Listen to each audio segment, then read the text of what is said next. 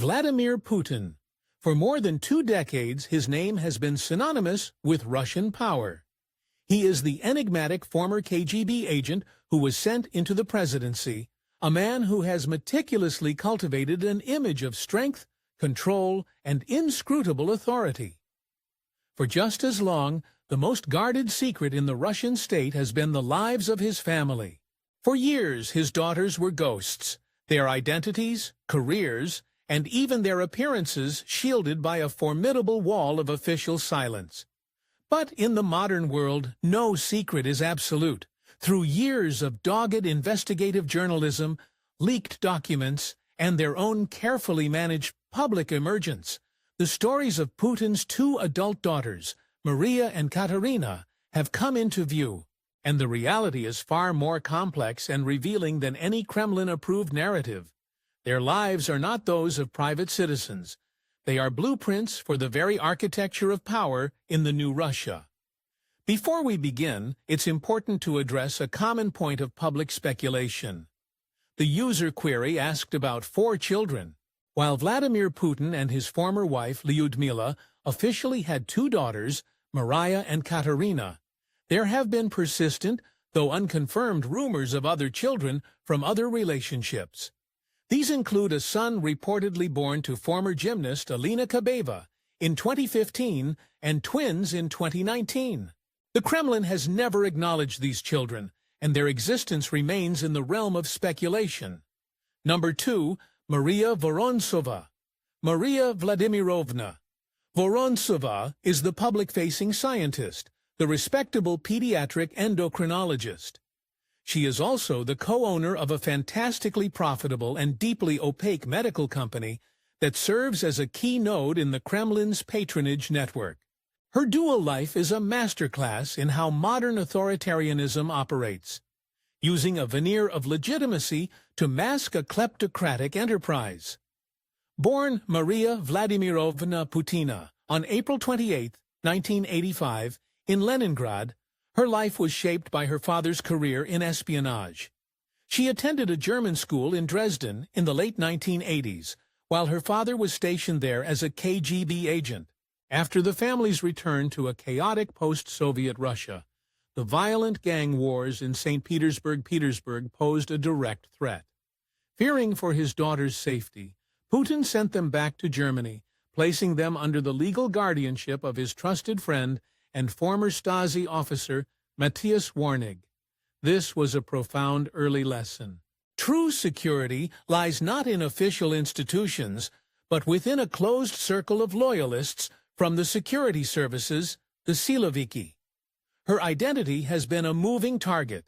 She was Putina by birth, then took the name Fasin from her first Dutch husband, a name under which she published scientific papers. Today, she is professionally known as Vorontsova. Leaked databases show she also uses the name Nagornaya from her current husband. This is not just privacy, it's a strategic obfuscation. Maria Vorontsova's academic career provides her with a respectable public profile. After studying biology at St. Petersburg State University, she graduated with a degree in medicine from Moscow State University in 2011. She completed her PhD at the Endocrinology Research Center in Moscow, where she is now a senior scientific fellow. Her research focuses on pituitary nanism, or dwarfism, in children, and she has co-authored numerous scientific studies and a book on idiopathic stunting. This scientific work, however, serves as a legitimacy veneer for her far more lucrative role.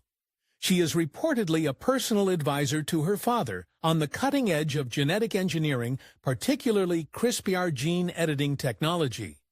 This places her as the informal supervisor of a massive 127 billion rubles, $1.7 billion federal program for the development of genetic technologies.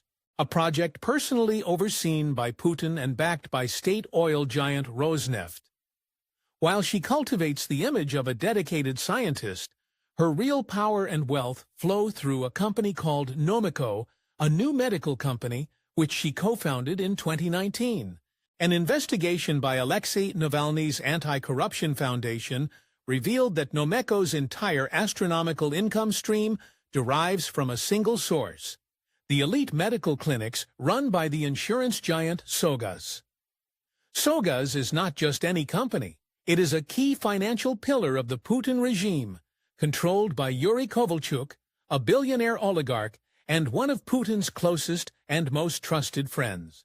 The Navalny investigation found that between 2019 and 2022, Voronssova's company, which had only 5 employees, received approximately 1.5 billion rubles, about $17 million, from the Sogaz clinic for vaguely described services. This translated into immense personal wealth for Vorontsova. In 2020 alone, she received 232 million rubles, about $2.6 million in dividends, in addition to a monthly salary of 700,000 rubles, $8,000 from Nomeko. Her total estimated earnings from the company in just 3 years were nearly 944 million rubles, or $10.7 million. This is a perfect microcosm of the Putin system. It is a closed-loop financial ecosystem where political loyalty is rewarded with immense wealth, which in turn reinforces that loyalty. Putin's ally, Kovalchuk, uses his control of Sogaz to funnel state-adjacent money to Putin's daughter, enriching the first family and cementing his own powerful position. The national strategy of investing in genetics is perfectly aligned with, and likely designed to facilitate, the personal enrichment of the ruling family, with Dr. Vorontsova positioned as the respectable scientific face of the entire enterprise. Maria was married to Dutch businessman Jorrit Fossen, who held a position at Gazprom Bank, and the couple lived for a time in a luxury penthouse in the Netherlands. Their life there ended abruptly after the 2014 downing of Malaysia Airlines Flight 17 by pro-Russian rebels, which sparked outrage in the Netherlands and led to calls for her expulsion. They are now divorced, and she is married to Yevgeny Nagorny, an executive at the gas company Novotek. She has 1 son with each husband. Despite her Western education and life in Europe, leaked private communications from a university alumni chat group show her to be a staunch defender of her father's ideology. She reportedly defended the invasion of Ukraine, arguing Russia is not an aggressor, but a victim. She promoted conspiracy theories about the CIA controlling the Russian opposition and defended the seizure of Crimea as the will of the people. Her public and private statements reveal a worldview thoroughly aligned with the Kremlin. Number 1. Katarina Tikhonova. If Maria was positioned in the soft power domain of medicine, her younger sister, Katerina Vladimirovna Tikhonova, was groomed for the hard power world of technology, defense, and state-backed innovation. Her career is a stunning case study in accelerated state-sponsored influence building. Katerina, born Yekaterina Vladimirovna Putina on August 31, 1986, in Dresden, also adopted a new surname for her public life: Tikhonova, the patronymic of her maternal grandmother. Her first public emergence was in a surprisingly apolitical arena, the niche sport of acrobatic rock and roll. In the mid-2010s, she appeared on the international stage as a competitive dancer, even placing 5th at a 2013 World Championship. This was a pilot project in state-sponsored influence. Her connection to Putin was an open secret in the sports administration, and it led to a massive influx of Russian state funds. The Moscow municipal government funded the construction of a 2 billion rubles, about $30 million, specialized acrobatic rock and roll center, the only one of its kind in the world. The sport provided a seemingly harmless platform for Tikhonova, legitimizing her international travel and public appearances. Parallel to this, she was fast-tracked through academia. At Moscow State University, MSU, under the supervision of its powerful rector and Putin ally, Viktor Sadovnichi, she was awarded a PhD equivalent degree in physics and mathematics. Her dissertation was on mathematical problems of correcting the activity of vestibular mechanoreceptors. Though investigative journalists have questioned the legitimacy of her scientific credentials, the degree provided the necessary veneer for her next, far more significant role. At the heart of Katarina Tikhonova's power lies Innopractica, the foundation she directs. Established in 2012, it is a $1.7 billion development project at MSU, designed to be a sprawling science and technology park. But it's far more than that. Its board of trustees reads like a who's who of Putin's inner circle, the heads of state-owned giants Rosneft, Rosatom, Rostec, and Gazprom.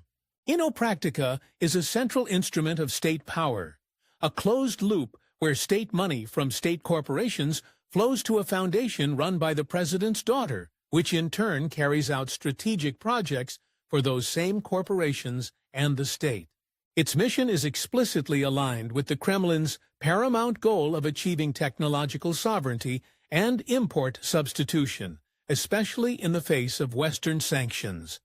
The foundation is involved in high-stakes R&D, from developing oil spill cleanup technology for the Arctic to working on new methods for treating spent nuclear fuel. Most critically, Innopractica has become a direct player in Russia's war economy. In November 2023, the foundation acquired a 10% stake in Geoscan, Russia's largest manufacturer of civilian drones, a company already sanctioned by Ukraine for its role in developing UAVs for the war effort. This move transformed Tikhonova from a tech executive into a direct stakeholder in an enterprise supplying the Russian military. Katarina's 2013 marriage to Kirill Shamalov was a strategic merger of two of Russia's most powerful families. Kirill is the son of Nikolai Shamalov, a longtime friend of Putin and a major shareholder in Bank Russia, the so-called personal bank of the Russian elite. The financial windfall for the couple was immediate and staggering.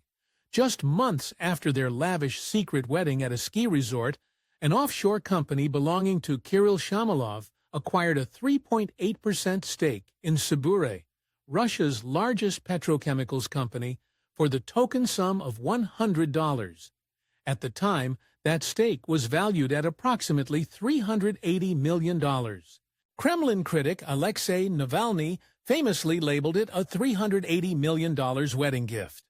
Soon after, Shamalov acquired an additional 17% of Sibure, with a massive loan from the state-controlled Gazprom Bank. This transaction instantly made Kirill Shamalov, then just 32, Russia's youngest billionaire. By 2015, the couple's joint assets were estimated to be worth around $2 billion, but this fairy tale of wealth was conditional. In January 2018, it was reported that Tikhonov and Shamalov had separated. The financial consequences for Shamalov were swift and devastating. He was forced to sell his cyber stake, and his net worth plummeted by almost half, stripping him of his billionaire status. The saga is a perfect illustration of how wealth in Putin's Russia is not owned, but is a temporary grant of privilege, bestowed for loyalty and revocable at will. The 2022 full-scale invasion of Ukraine shattered the carefully maintained veil of secrecy around Putin's daughters. In April 2022, the United States, the European Union, the United Kingdom, and other allies imposed full blocking sanctions on both Katarina Tikhonova and Maria Vorontsova. The justifications were explicit. A senior U.S. official stated a firm belief that Putin's assets are hidden with family members. The Treasury Department's designation of Katarina specifically cited her role as a tech executive whose work supports the GOR, government of Russia, and defense industry. The EU's sanctions were adopted in direct response to the atrocities in Bucha, and noted that Katarina's Innopractica was benefiting from the government of the Russian Federation. These sanctions were a powerful act of strategic transparency. By officially naming them, Western governments forced the Kremlin to abandon its decades-long policy of plausible deniability. When asked about the sanctions, Kremlin spokesman Dmitry Peskov decried them, but crucially did not deny the women were Putin's daughters, a de facto first official acknowledgement.